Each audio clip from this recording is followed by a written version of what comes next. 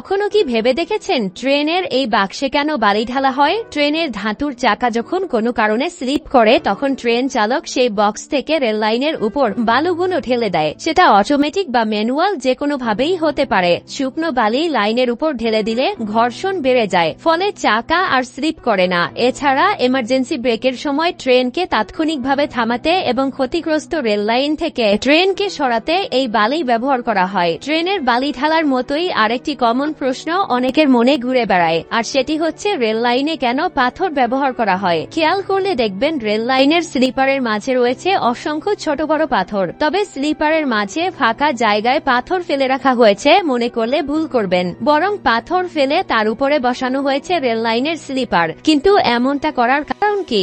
আসলে ট্রেন চলার সময় ধাতব স্লিপারের সঙ্গে ঘর্ষণে তাপ উৎপন্ন হয় এবং ভূমিতে কম্পনের সৃষ্টি হয়। এতে করে রেল লাইন সরে যেতে পারে নিজ জায়গা থেকে, ফলে ঘটে যেতে পারে বড় দুর্ঘটনা। ছোট বড় এই পাথরগুলো রেল লাইনকে নড়তে বা বিচ্যুত হতে দেয় না। এছাড়া রেল লাইনকে মাটি থেকে উপরে রাখা এবং আগাছা থেকে রক্ষা করার ব্যাপারটিও গুরুত্বপূর্ণ।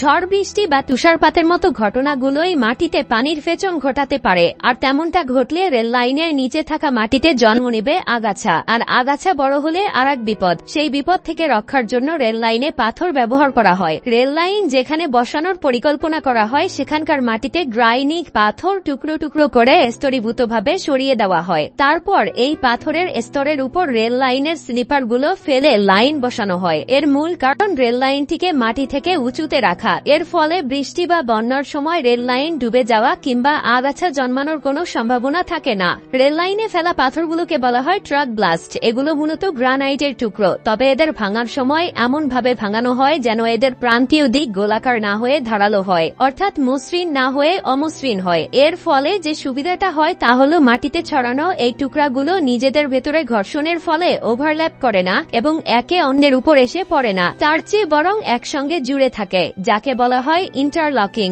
এর মাধ্যমে এরা আটকে থাকে এবং এদের স্থানচ্যুতি ঘটে না। পাথরগুলোর স্তরের উপর নির্দিষ্ট দূরত্বে বসানো হয় কাঠের বিন। এই বিনগুলো লম্বাভাবে বসানো হয়, অর্থাৎ স্লিপারের সঙ্গে সমকোণ বা 90 ডিগ্রি অ্যাঙ্গেলে হিসাবে। এর ফলে আটকে থাকে রেল লাইন। তবে সময়ের সঙ্গে সঙ্গে এখন স্লিপারের পাশাপাশি বিনের ক্ষেত্রেও কাঠের পরিবর্তে ধাতব পদার্থের প্রচলন হয়েছে। তবে এদের মাঝে থাকা অমসৃণ ধারালো প্রান্তের গ্রানাইটের টুকরাগুলোই মূলত